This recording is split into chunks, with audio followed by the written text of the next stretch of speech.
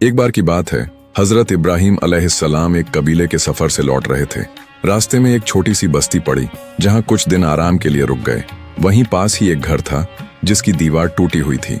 वहां हर रोज एक बच्चे की रोने की आवाज आती थी।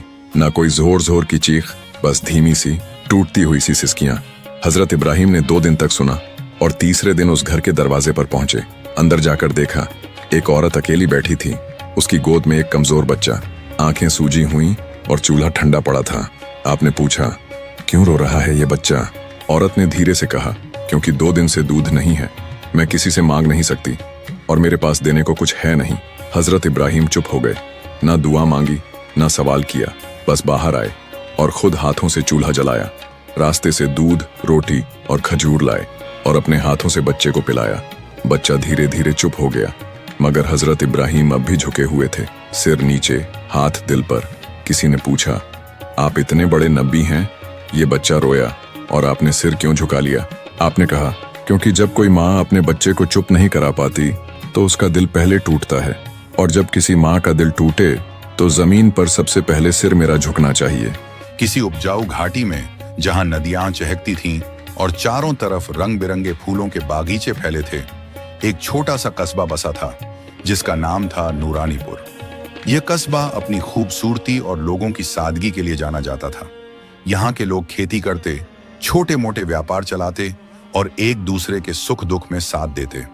कस्बे के बीच में एक पुराना बाजार था जहां सुबह शाम लोग अपनी जरूरतों का सामान खरीदने और आपस में बातें करने आते। नूरानीपुर की हवा में एक अजीब सी ताजगी थी जो हर किसी के दिल को सुकून देती। इस कस्बे में एक नौजवान रहता था जिसका नाम था राशिद।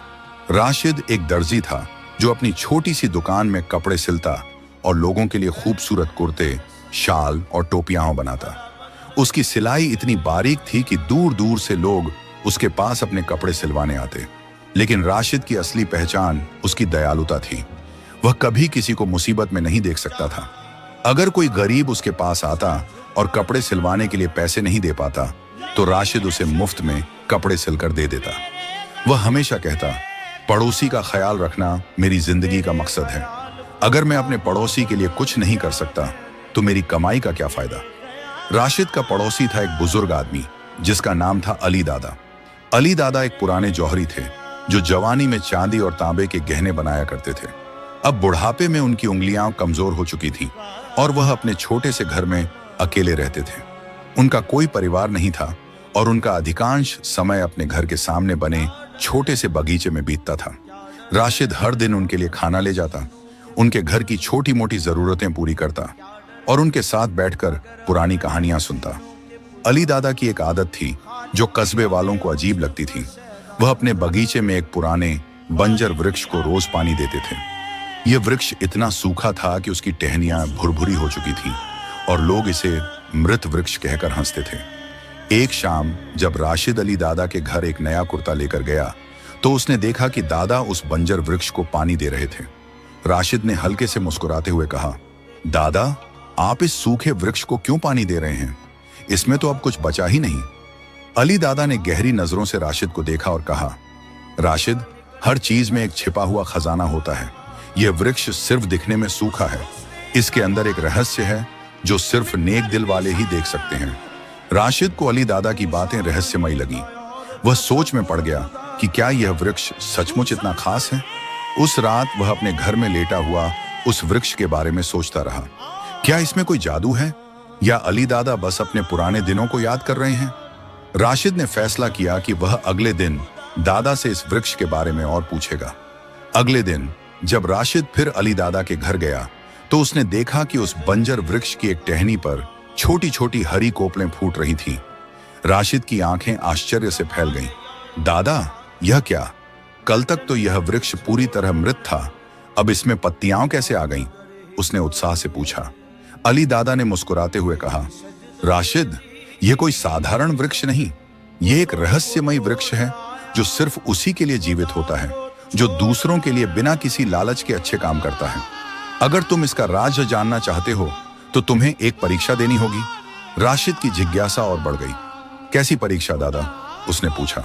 अली दादा ने कहा, यह परीक्षा तुम्हारे दिल की सच्चाई और तुम्हारी दयालुता की होगी। तुम्हें नूरानीपुर के हर उस इंसान की मदद करनी होगी जो किसी परेशानी में है, बिना यह सोचे कि तुम्हें बदले में क्या मिलेगा।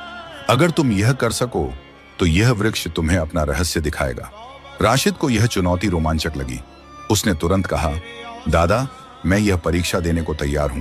बताइए, मुझे क्या करना है? अली दादा ने कहा, शहर में कई लोग हैं जिन्हें मदद की जरूरत है। तुम्हें उनकी तलाश करनी होगी, लेकिन याद रखो, तुम्हारी मदद सच्चे दिल से होनी चाहिए। जब तुम यह कर लोगे तो मेरे पास वापस आना, तब मैं तुम्हें इस वृक्ष का रहस्य बताऊंगा। राशिद ने अगले दिन से अपनी परीक्षा शुरू की। वह सुबह जल्दी उठा और नूरानीपुर की गलियों में निकल पड़ा। सबसे पहले उसे बाजार के पास एक बूढ़ा सब्जी वाला मिला जिसका नाम था नसीम। नसीम की छोटी सी सब्जी की दुकान थी, लेकिन उसकी कमर में दर्द की वजह से वह ठीक से काम नहीं कर पाता था। राशिद ने बिना कुछ कहे उसकी दुकान पर मदद शुरू की। वह सुबह सुबह नसीम के लिए सब्जियां लाता, उन्हें सजाता और ग्राहकों को बेचने में मदद करता। नसीम ने राशिद को पैसे देने की कोशिश की, लेकिन राशिद ने मना कर दिया। नसीम चाचा, मुझे कुछ नहीं चाहिए, बस आप खुश रहें, यही मेरी कमाई है। कुछ दिन बाद राशिद को पता चला कि कस्बे के किनारे एक विधवा औरत जिसका नाम था जरीना अपने 3 छोटे बच्चों के साथ मुश्किल में जी रही थी। उनका घर टूटा फूटा था और बारिश में छत टपकती थी। राशिद ने अपने कुछ दोस्तों को बुलाया और जरीना के घर की मरम्मत की। उसने अपने पैसे से लकड़ी और मिट्टी खरीदी और छत को ठीक किया। उसने बच्चों के लिए नए कपड़े सिलवाए और उनके लिए खाने का सामान भी लाया। जरीना ने रोते हुए राशिद का शुक्रिया अदा किया, लेकिन राशिद ने कहा, आपके बच्चों की मुस्कान ही मेरा इनाम है। राशिद ने दिन रात नूरानीपुर के लोगों की मदद की। कभी वह किसी के खेत में फसल बोने में मदद करता, तो कभी किसी के टूटे हुए दरवाजे को ठीक करता। उसने कभी यह नहीं सोचा कि उसे बदले में क्या मिलेगा। उसका एकमात्र लक्ष्य था अली दादा की दी हुई परीक्षा को पास करना और उस रहस्यमयी वृक्ष का रहस्य जानना। कई हफ्तों बाद जब राशिद फिर अली दादा के घर गया, तो उसने देखा कि वह बंजर वृक्ष अब पूरी तरह हरा भरा हो गया था। उसकी टहनियों पर चमकीले सुनहरे फल लटक रहे थे जो सूरज की रोशनी में चमक रहे थे। राशिद की आंखें आश्चर्य से खुली की खुली रह गईं। दादा, यह तो चमत्कार है, यह वृक्ष, यह तो जादुई है, उसने कहा। अली दादा ने हंसते हुए कहा, हाँ राशिद, यह वृक्ष जादुई है, लेकिन इसका जादू तुम्हारी नेकी की वजह से जागा है। यह वृक्ष सिर्फ उसी के लिए फल देता है जो दूसरों के लिए बिना किसी स्वार्थ के काम करता है।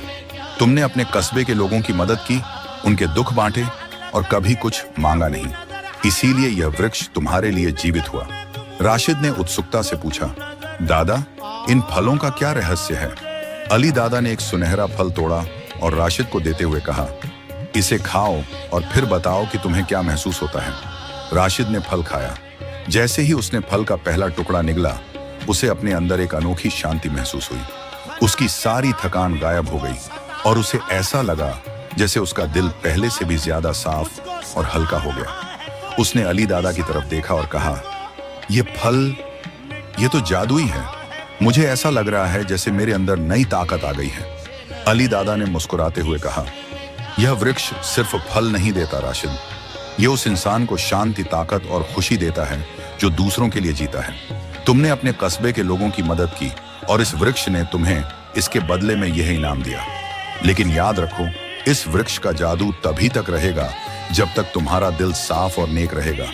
जिस दिन तुम स्वार्थी हो जाओगे, यह वृक्ष फिर से बंजर हो जाएगा। राशिद ने अली दादा की बात को गहराई से समझा। उसने फैसला किया कि वह हमेशा दूसरों की मदद करता रहेगा, न सिर्फ इस वृक्ष के लिए बल्कि इसलिए कि यह उसका कर्तव्य है। उसने अली दादा से पूछा, दादा, क्या मैं इन फलों को दूसरों के साथ बांट सकता हूं? अली दादा ने हामी भरी, बिल्कुल राशिद, लेकिन ये फल सिर्फ उसी को सुकून देंगे जिसका दिल साफ है। तुम इन्हें उन लोगों को देना जो सचमुच इसके हकदार हैं। राशिद ने उन सुनहरे फलों को इकट्ठा किया और नूरानीपुर के उन लोगों में बांटना शुरू किया जिन्हें उसने मदद की थी। नसीम ने जब फल खाया तो उसकी कमर का दर्द कम होने लगा।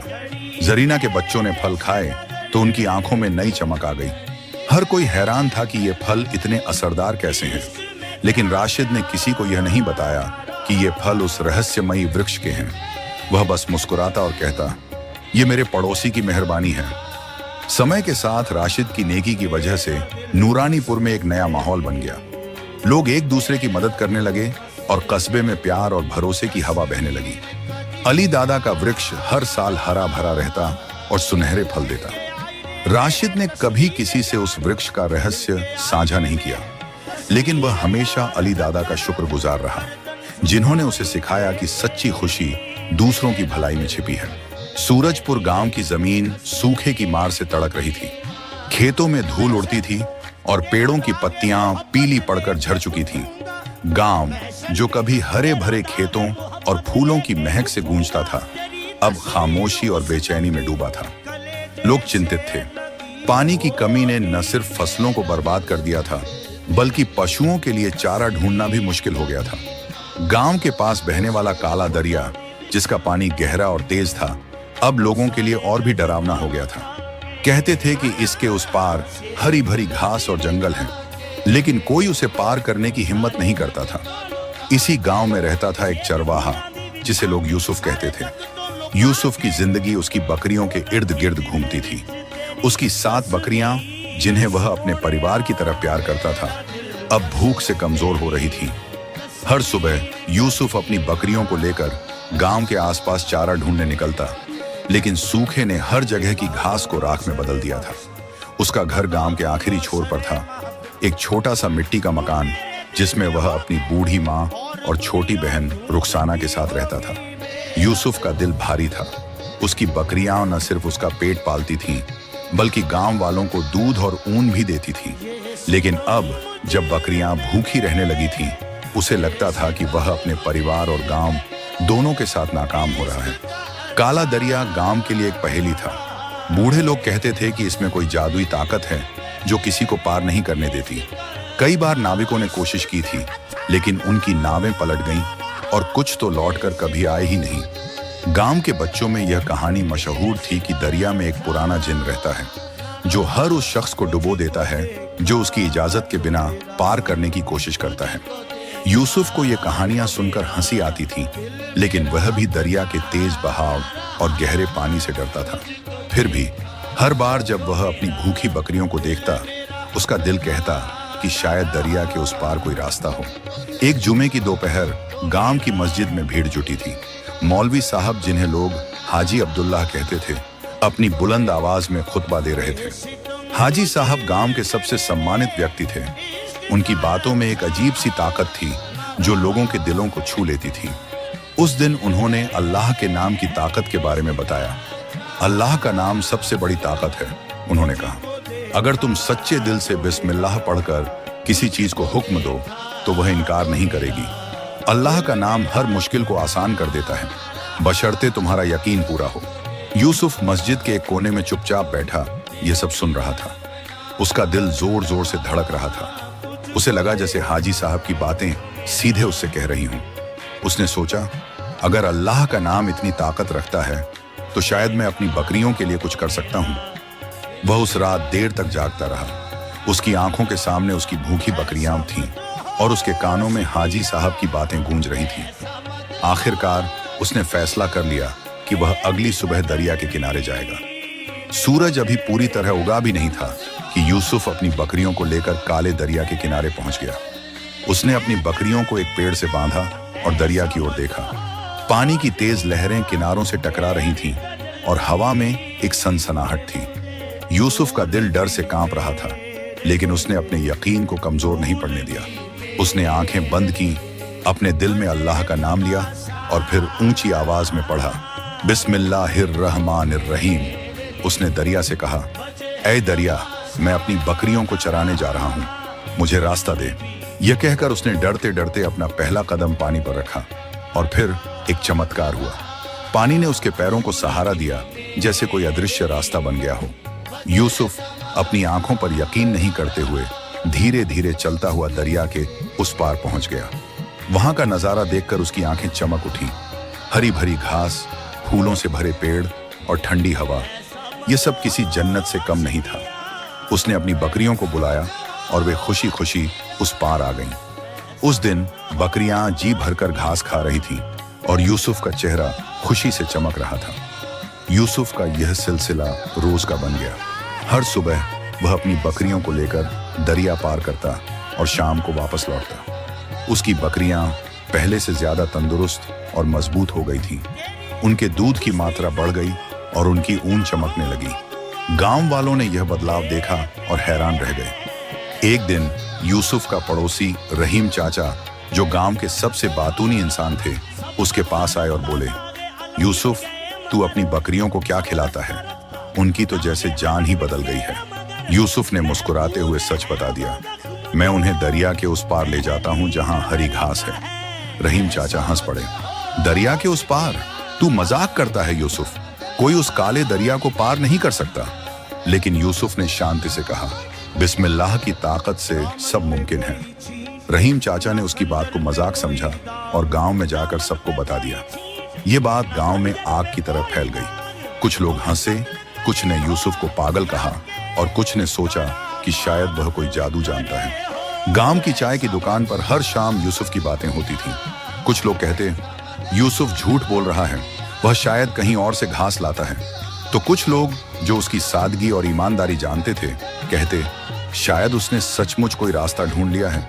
आखिरकार यह बात हाजी अब्दुल्लाह तक पहुंची। हाजी साहब को अपनी बात पर शक नहीं था, लेकिन वे यह देखना चाहते थे कि यूसुफ सच कह रहा है या नहीं। उन्होंने गांव वालों को बुलाया और कहा, कल सुबह हम सब दरिया के किनारे चलेंगे। मैं खुद देखूंगा कि यूसुफ की बात में कितनी सच्चाई है। अगली सुबह गांव के लोग काले दरिया के किनारे जमा हो गए। बच्चे, बूढ़े, जवान, सबकी नजरें दरिया पर थीं। हाजी अब्दुल्लाह ने अपनी सफेद टोपी ठीक की और एक लंबी रस्सी ली। उन्होंने रस्सी का एक सिरा एक पेड़ से बांधा और दूसरा अपनी कमर पर। गांव वालों को देखकर उन्होंने कहा, मैं आज यूसुफ की बात की सच्चाई देखूंगा। अगर अल्लाह का नाम सचमुच इतनी ताकत रखता है तो मैं भी दरिया पार कर लूंगा। हाजी साहब ने ऊंची आवाज में बिस्मिल्लाहिर्रहमानिर्रहीम पढ़ा और दरिया पर कदम रखा। लेकिन जैसे ही उनका पैर पानी को छुआ, वे धड़ाम से गिर पड़े। पानी की तेज धारा उन्हें बहाने लगी। गांव वालों ने चिल्लाना शुरू किया और रस्सी खींचकर हाजी साहब को बाहर निकाला। उनकी चादर गीली थी और उनका चेहरा शर्मिंदगी और गुस्से से लाल था। यूसुफ, जो चुपचाप यह सब देख रहा था, आगे आया और बोला, मौलवी साहब, आपकी बिस्मिल्लाह में कमी थी। हाजी साहब ने गुस्से और हैरानी से पूछा, कैसी कमी? यूसुफ ने उनकी कमर पर बंधी रस्सी की ओर इशारा कर और कहा, आपने अल्लाह से ज्यादा इस रस्सी पर भरोसा किया, इसलिए अल्लाह ने आपको रस्सी के हवाले कर दिया। हाजी साहब चुप हो गए। गांव वालों की भीड़ में सन्नाटा छा गया। यूसुफ की बात ने हर किसी के दिल को छू लिया था। हाजी साहब ने गहरी सांस ली और कहा, उस्फ, तूने मुझे आज एक बड़ा सबक सिखाया। सच्चा यकीन जुबान से नहीं, दिल से होता है। उस दिन के बाद गांव में यूसुफ की इज्जत और बढ़ गई। लोग उसे बिस्मिल्लाह वाला चरवाहा कहने लगे। उसकी बकरियां अब भी दरिया के उस पार चढ़ने जाती थीं और हर बार जब यूसुफ बस्मिल्लाह कहकर दरिया पर कदम रखता, गांव के बच्चे और बड़े उसे देखने के लिए किनारे पर जमा हो जाते। काला दरिया, जो कभी डर का प्रतीक था, अब यकीन की ताकत का प्रतीक बन गया। गांव वालों ने भी धीरे धीरे यूसुफ से सीखना शुरू कर लिया। कुछ लोग अपनी मुश्किलों में बस्मिल्लाह पढ़कर हिम्मत बांधते थे और उन्हें लगता था कि उनकी मुश्किलें आसान हो रही हैं। हाजी साहब ने अपने खुतबों में यूसुफ की कहानी को शामिल किया और लोगों को बताया कि सच्चा विश्वास वह है जो बिना किसी शक के हो। यूसुफ की जिंदगी में अब एक नई रौनक थी। उसकी बकरियां खुश थीं, उसका परिवार सुखी था और उसका दिल सुकून से भरा था। उसे पता था कि उसने न सिर्फ अपनी बकरियों के लिए रास्ता ढूंढा था, बल्कि पूरे गांव को सच्चे यकीन की ताकत से रूबरू कराया था।